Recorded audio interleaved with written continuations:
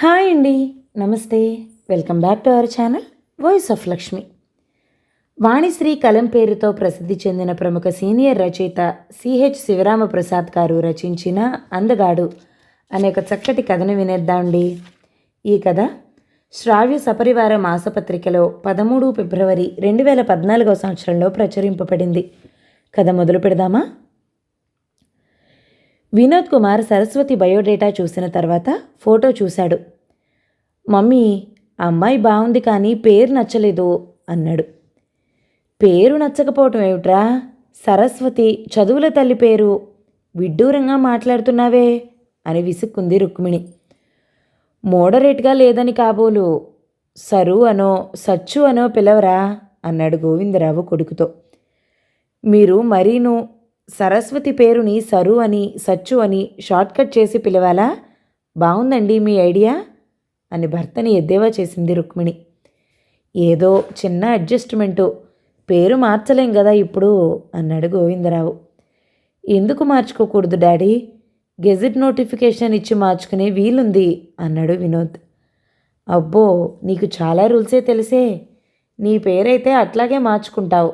ఆ అమ్మాయి ఎందుకు మార్చుకుంటుంది? ఆమెకు ఇష్టం అవ్వాలి కదా అన్నాడు గోవిందరావు వెటకారంగా. పేరు దగ్గర ఇంత రభస అవసరమా? మా రాంబాబు అన్నయ్య పెళ్లి చూపులు అరేంజ్ చేసి చెప్తానన్నాడు. ముందు ఆ తతంగం కానివ్వండి అంది రుక్మిణి చిరాకు పడుతూ. ఇంతలో ల్యాండ్ ఫోన్ రింగ్ అయింది. గోవిందరావు రిసీవర్ ఎత్తి మాట్లాడాడు. ఏమో ఈ రుక్కు, శనివారం సాయంకాలం వెళ్దామన్నాడు పెళ్లి చూపులకు. ఆ రోజు ఆ అమ్మాయికి సెలవుట అన్నాడు. వీడికి కూడా ఆఫీస్కి సెలవే కదా, ప్రాబ్లం లేదు అంది రుక్మిణి సంతృప్తి పడుతూ. ఏంటమ్మా, నేను రావాలా అన్నాడు వినోద్. బావుందిరా, నీ పెళ్లి చూపులకు నువ్వు రావాలా అని అడుగుతున్నావే. పెళ్ళి నీకు నాకు కాదు అన్నాడు గోవిందరావు. ఒకసారి అయ్యింది చాలేదా? మళ్ళీ పెళ్ళి కావాలనుందా అంది రుక్మిణి. నువ్వుండగా ఎట్లా కుదురుతుందిలే. అంటే నేను పోవాలనే కోరికుందన్నమాట. అబ్బే, అట్లా ఎందుకు అనుకుంటావు?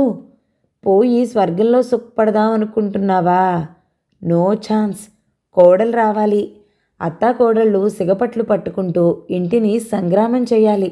ఎన్నున్నాయి ముందు ముందు వెటకారంగా అన్నాడు గోవిందరావు. అంతదాకా రానిస్తానా? నేనే ముందుగా వేరు కాపురం పెట్టిస్తాను అంది రుక్మిణి. బాగుందమ్మా, ఆలు లేదు చూలు లేదు. కొడుకుని ఇంజనీర్ చేద్దామా డాక్టర్ని చేద్దామా అని పోట్లాడుకున్నట్లుంది మీ వ్యవహారం అని చిరాకు పడ్డాడు వినోద్.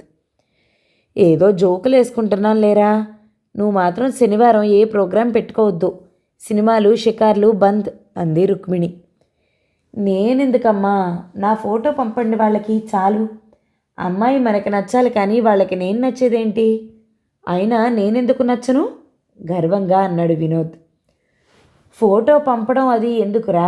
అంత టైం ఎక్కడుంది? ఫోటోలో అందరూ అందంగానే కనిపిస్తారు. స్వయంగా చూస్తేనే తెలుస్తుంది ఎంత ఎత్తుందో, ఎత్తుకు తగిన లా ఉందో లేదో మనం చూడాలి. అట్లాగే అమ్మాయి కూడా నిన్ను పర్సనల్గా చూడాలనుకోదా? జాబ్ చేస్తున్న అమ్మాయి కూడా అంది రుక్మిణి.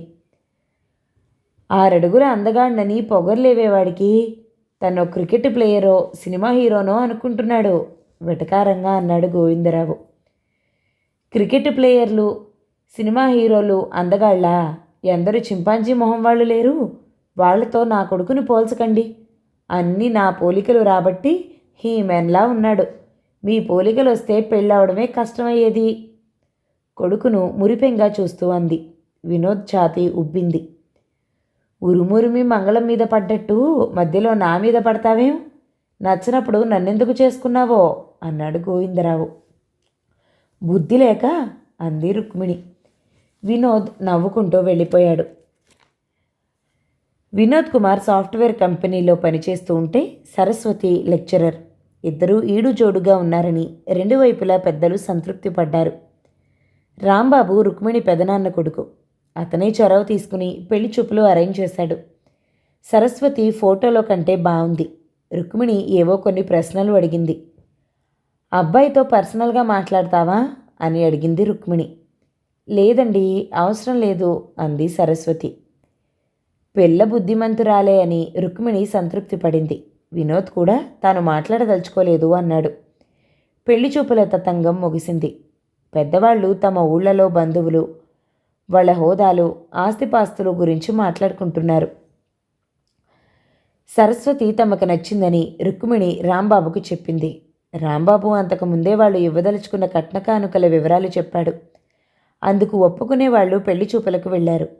ఇక ఎంగేజ్మెంట్ ఎప్పుడు? పెళ్ళి శ్రావణ మాసంలో చేస్తే బాగుంటుందా అని రెండు వైపులా పెద్దలు మాట్లాడుకోవడమే మిగిలింది. ఈ రోజుల్లో పెళ్లిలో ముఖ్యమైనది బంధుమిత్రులకు వెడ్డింగ్ కార్డులు పంపటమే. ముందుగా ఫోన్లు చేసి చెప్తారు. వెడ్డింగ్ కార్డులు లాంఛనమే.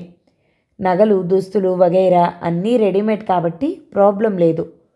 రుక్మిణి బంధుమిత్రుల అడ్రస్లు, ఫోన్ నెంబర్లు సేకరించే పనిలో ఉంది. ఎంగేజ్మెంట్ ఎప్పుడు, ఎక్కడ, ఆ ముహూర్తం వాళ్ళ ఇష్టమే అని రాంబాబుకి ముందే చెప్పింది. రాంబాబు ఫోన్ కోసం వెయిట్ చేస్తూ ఉంది రుక్మిణి. ఫోన్ చేస్తాడనుకుంటే తనే స్వయంగా వచ్చాడు రాంబాబు. రుక్మిణి ముఖం చాటంతయింది అతన్ని చూడటంతోనే. అన్నయ్య, ఎంగేజ్మెంట్ డేట్ ఫిక్స్ చేశారా? ఎప్పుడు?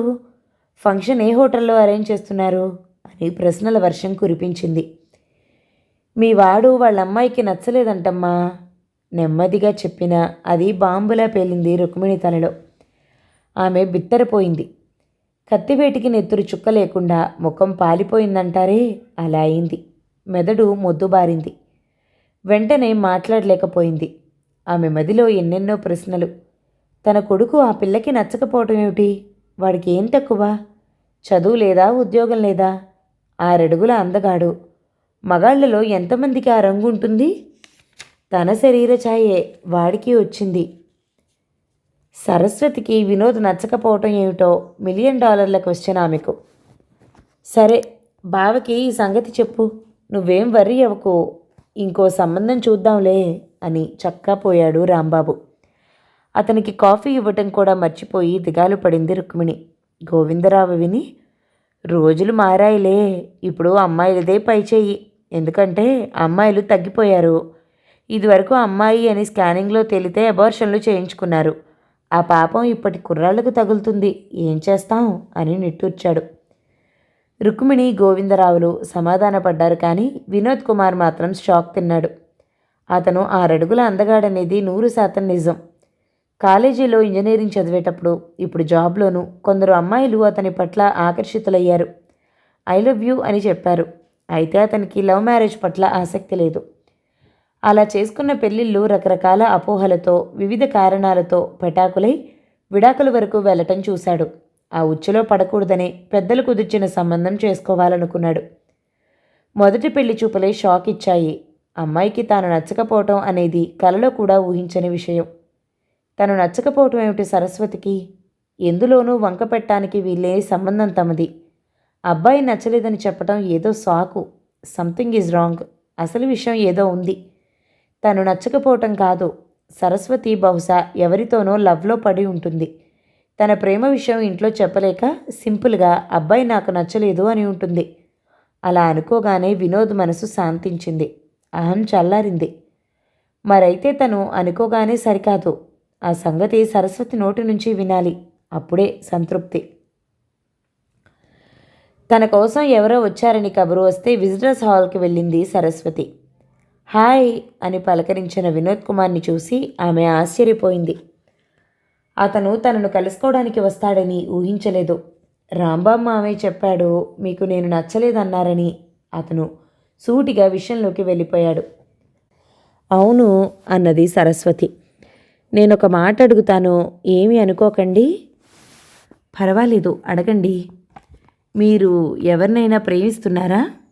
సరస్వతి ముఖం ఎర్రబడింది. ఎందుకు అలా అడుగుతున్నారు? నన్నెవరితోనైనా ఐమాక్స్ సినిమా హాల్లోనో పార్క్లోనో చూసారా? నో. మరి మీరెందుకు అలా అడిగారు? నేను నచ్చలేదంటే అటువంటి కారణమే ఉంటుందని ఊహించాను చెప్పాడు Vinod Kumar. You are wrong. నేనెవరి ప్రేమలోనూ లేను. ప్లీజ్, నేనెందుకు నచ్చలేదో చెప్పండి. చెప్తాను, అయితే మీరు ఫీల్ కాకూడదు. నిజం నిష్ఠూరంగా ఉంటుందంటారు. అది ఎటువంటి కారణమైనా బాధపడను. పర్వాలేదు, చెప్పండి. కేవలం 6 అడుగుల ఎత్తుండి అందంగా ఉంటే చాలు అమ్మాయిలకు నచ్చుతారని అనుకోకండి. అందమే కాదు మానవత్వం కూడా ఉండాలి చెప్పింది సరస్వతి. ఉలిక్కిపడ్డాడు వినోద్ కుమార్.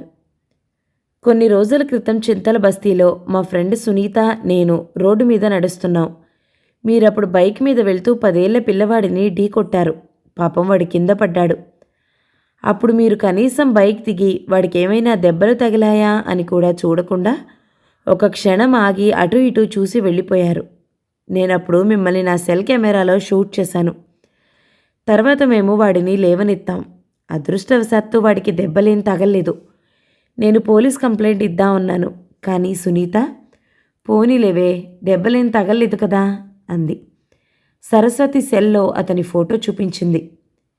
మనిషి అన్నాక మానవత్వం ఉండాలి సీరియస్గా అంది సరస్వతి. వినోద్ కుమార్ తల నేల మీదికి దిగింది. సారీ చెప్పి వెళ్ళిపోయాడు. అందం కాదు మానవత్వం ఉండాలి. సరస్వతి మాటలు అతని చెవిలో మారుమోగుతున్నాయి. కథ సమాప్తం. ఈ కథ గనక మీకు నచ్చినట్లయితే లైక్ చేయండి, షేర్ చేయండి, మంచి కామెంట్ చేయండి. మన ఛానల్ని తప్పకుండా సబ్స్క్రైబ్ చేయండి. Thank you so much for watching. నమస్తే.